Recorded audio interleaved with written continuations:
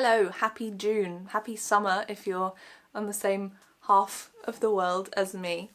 Someone, that's more being me, forgot to charge my camera battery, so this might have to be a bit of a whistle-stop tour of the 8 books I read in June. First up this month I read Gwen and Art Are Not in Love by Lex Croucher. This is Lex's third novel, first YA. This book is set a little bit after the time of King Arthur and the Round Table, so if you're thinking it's an Arthurian retelling, it isn't. It's still set in Camelot though, and we follow Gwendolyn, who is a princess living in Camelot, and Arthur, the son of a duke or a lord, someone important. And these two young people have been betrothed since forever, but they cannot stand each other. And also they're both queer. So this marriage is not ideal for either of them. We then follow them as they slowly change their attitudes towards each other and as they both experience their own romances while dealing with all the drama of court life and some bad things that are going on that become more of an issue as the plot moves along.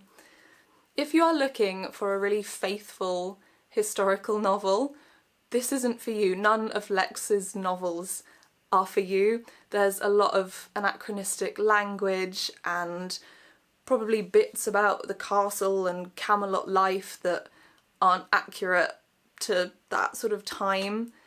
But that's not the point of this book. The setting in this book is sort of a means to have some sort of castle-y based fun.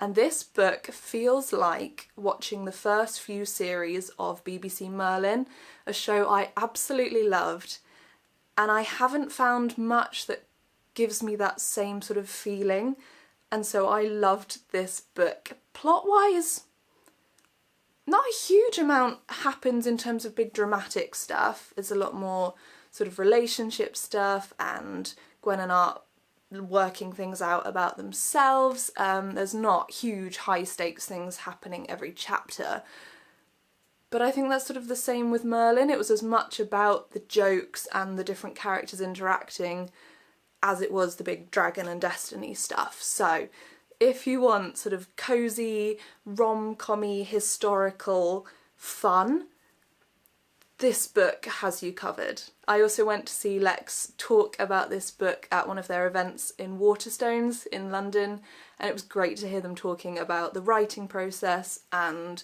the inspiration. They're also great on Instagram, so if you're not following Lex, go and do that now, and also read this book. I went from YA to middle grade because next I read Escape Room by Christopher Edge. I don't have this one because I borrowed it from the library. Get a library card because you pick up books you wouldn't normally have thought of getting. In this book we follow Amy, a 12-year-old girl I think, who has been sent as a gift by her dad to an escape room called The Escape. When she arrives she meets a group of other kids, all with very different personalities and very different attitudes towards the challenges they're about to face. And once they get into the game, this is like a mile-a-minute, action-packed, big drama, everything happening, puzzles and danger, good old adventure story. The kids have to work together to get through the game, especially once they realise that it's not a standard escape room. There is more going on here than they realised, and the stakes are a lot higher than you'd expect with a game. There's a library full of danger and a Mayan tomb, and there may or may not be some stuff to do with space in there, and there's so much going on. I will say, if you want to be able to sort of solve the puzzles, this isn't the kind of middle grade where the puzzles are presented and you have the opportunity to solve them. A lot of it is watching the kids as they work out what they're meant to do. But if you're fine with that, it's all good fun. There's a huge twist at the end that I did not see coming, and I cannot talk about because it's such a spoiler, not only for the end but for the way you then look back at the entirety of the book you've just read. And I feel like some people won't like it. I feel like for some people it won't match up to where the book's been going so far, and it might feel like a letdown or like a frustrating solution to the story, but I thought it was really clever and quite well done. So if you want to know how you feel about it, you will have to read it yourself, because I'm not saying. Sticking with middle grade, I listened to Spark by M.G. Leonard, and narrated by M.G. Leonard as well, which is nice. This is the second in the Twitches series. The first one is Twitch. This follows a group of kids who set up sort of a half bird watching, half mystery solving group, and it is full of cosy, naturey goodness. If you loved Twitch, the first book, because of Twitch, the main character, he doesn't feature so much in this one. Spark focuses more on Jack, the friend he made in the first book. There's another mystery which I thought was cleverly done. Possibly didn't love it as much as the first one, but it was still a fun mystery. It all came together really nicely. We got to see the characters we'd met in the first book, and it was fun to see Jack's perspective as someone who's very new to nature and bird watching him learn more about it and fall in love with it. And it very cleverly dealt with things like wildlife crime and raptor persecution without being kind of preachy or depressing. It was all central to the mystery, and I think M.G. Leonard does that kind of thing really well. And then I read a really beautiful graphic novel called Waves. This is by Ingrid Chabbert and illustrated by Carole Mourel. I don't know whether I'm saying that right. This follows a young woman and her wife through their journey trying to have a baby, and it deals with loss of a baby and the recovery and sort of finding yourself after such a life-changing and devastating event. It's very short, but it's very poetic and really, really beautiful. I've never experienced anything to do with fertility. Looking at it from the outside, sort of a glimpse at how it changes everything about you and your life and how you look at things. And if you have experienced something like this and you feel able to think about it and to see other people who've been through it, it's dealt with very sensitively and reflectively and beautifully. The art style is also stunning, very sort of gentle, fits with the like lyrical feel of the book really well. I'll put a couple of little screen grabs there. It's a stunning graphic novel. And as gorgeous as that book was, I needed something to pick me up after that, and so the first book I can show you that I actually have with me, Caitlin Moran, More Than a Woman. I read How to Be a Woman when I was 18, 19, I think, and I was just sort of looking more into feminism, and I read that and I was like, I get it, amazing.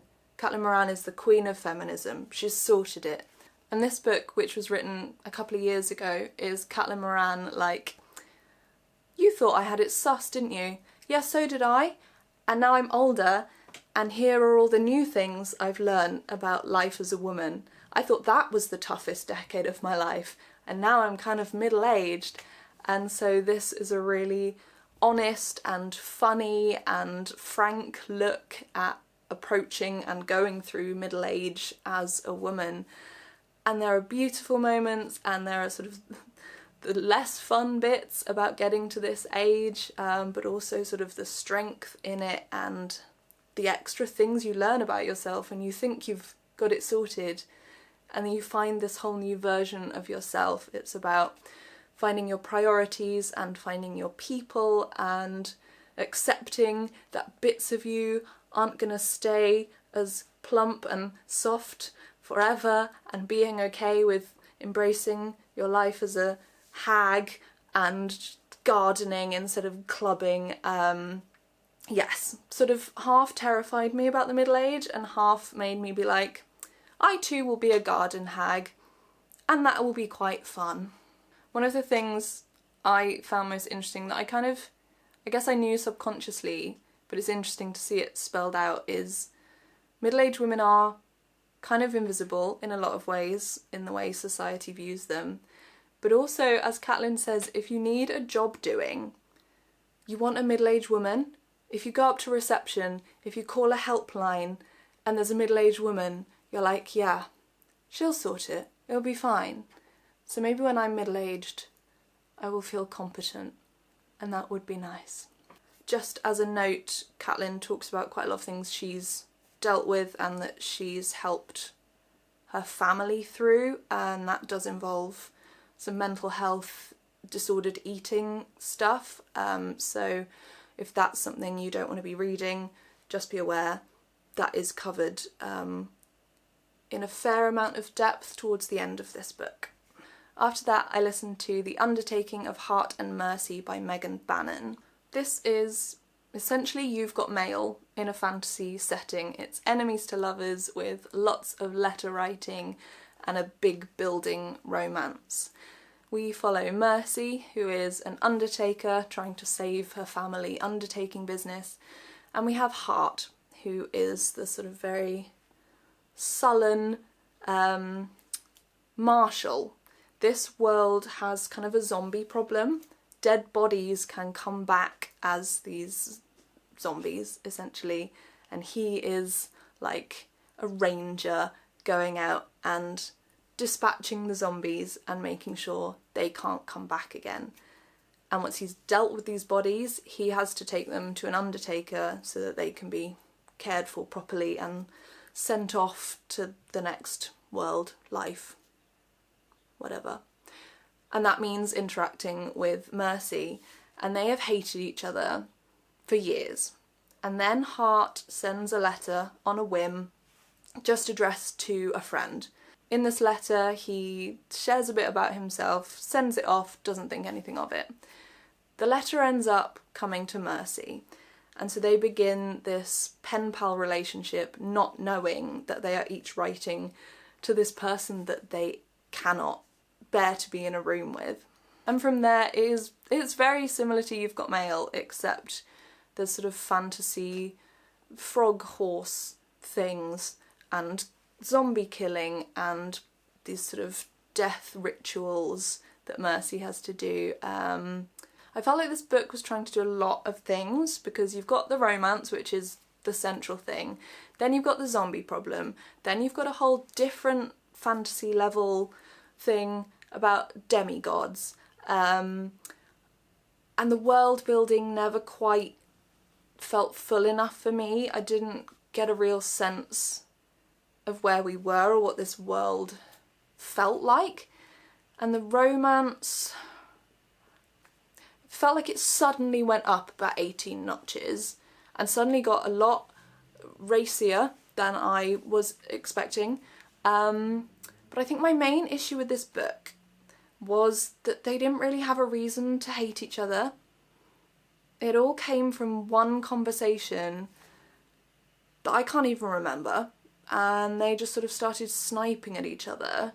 And sure, people don't get on, but they went from just sort of exchanging jibes to being like, he is evil, she is the worst person that has ever been born, and it all just seemed a bit unnecessary, so that I didn't feel that kind of resolution of an issue to get to the romance, because there wasn't really an issue, they just decided they hated each other. Battery died, didn't it? I don't have time to charge it because I have to go and get a train to my parents' house in like an hour, so I will try and finish this once I get there. Welcome to my bookshelf in my old bedroom. A lot of these books I have owned for probably over 10 years and still haven't got around to reading, so I need to work on that. I don't think I finished talking about The Undertaking of Hart and Mercy, but I can't remember what I had said, so overall, there's a lot going on, but also somehow the first half to me felt very slow. The world building wasn't quite there, but it did have that sort of whimsical feel, and certain elements of it I liked. I liked Mercy going through the rituals and all the things she did as part of her undertaking work. The family, her family, were pretty sweet. So if you want to try something kind of romance centred but with fantasy elements, give it a go, but this wasn't my favourite fantasy. And after that I read The Kraken Wakes by John Wyndham. This is the third John Wyndham book I've read, I think. Yeah, I've read The Chrysalids and The Midwich Cuckoos. And I would say this is probably my least favourite of the three, so if you are wanting to get into some classic sci-fi, go with one of the others. I think Midwich Cuckoos is probably my favourite, but that's not the one we're talking about. The Kraken Wakes is a 1950s apocalyptic sci-fi, I guess set in sort of an alternative version of 1950s England. And this is written from the point of view of a journalist with the help of his wife, who is also a journalist, and they are looking back on an alien invasion and how it went from the very first signs that something wasn't quite right to this sort of utter change that it caused to the world. And it all starts when people notice sort of red glowing orbs coming down from the sky and into the ocean. This is an ocean invasion. They don't come straight to the land, which makes it different from his other books where people are sort of the immediate target of the invasions. And so because these things go into the ocean and nothing happens for a while, everyone's like, that was weird, and they carry on. And then ships start sinking and it all gets a bit weird and things kind of step up and up from there until eventually people are face to face with whatever it is that came from the sky and is now filling up the seas. If you're into piratey stories with big sea monsters, there is no Kraken in this book. Don't go into it expecting a Kraken. There are monsters in the sea, essentially, but not big tentacled Krakens that are breaking up pirate ships. This very much felt like a book of two halves to me. The first half was very slow because there's this sort of creeping invasion and something happens and people are like, oh god, what was that? But then nothing else happens, so they kind of forget it. And then something else happens. And half the book is sort of a thing happening occasionally and people trying to pretend it's not happening. And I guess that's what he was going for, that people wouldn't accept that something was going on. But I really don't think it needed to take half the book. But once these aliens, whatever they are, start ramping up their takeover attempt, and once they start not being content with the deepest bits of the sea, everything gets a lot quicker and a lot more happens and it's a lot more fun. It feels a lot more like H.G. Wells' War of the World. It's a lot more how people are reacting to this present, immediate, visible threat rather than just sort of something that may or may not be happening somewhere people can't see. And reading it now, having never read it before, it's so interesting to me because given that this was written 70 years ago, people really don't change. It felt so reminiscent in a sort of back to front way of how people responded to COVID, the sort of the denial, the conspiracy theories, the government saying, well, at the moment it's only affecting other countries, so we're not going to interrupt our trade and spend money defending ourselves against this thing that might not get this far, and then how people live with it when it is around you and people still not believing in it, and the way people talk about it and the way it's covered in different media outlets. I feel like someone has probably already done it, but an essay comparing the two would be really fascinating because you could change the aliens for a virus and it would be so familiar to what we've lived through in the last few years. So maybe if you've read this book a long time ago, it'll be quite interesting to read it again, having that perspective on things. As you can probably tell, this is not my favourite sci-fi ever, but one thing I want to mention is Mike, the main character, and his wife Phyllis have such a nice relationship for a book written by a man in the 50s. They appear to be equals in their career. They're both sort of working at the same level for the same company. People come to them equally for advice. Phyllis is talked to by Mike and by the people that work with her like she's someone with thoughts that might be valuable. Mike admits when there's something he doesn't know that she might know more about. He goes and he asks her, and they actually seem to enjoy each other's company, and they joke and they respect each other.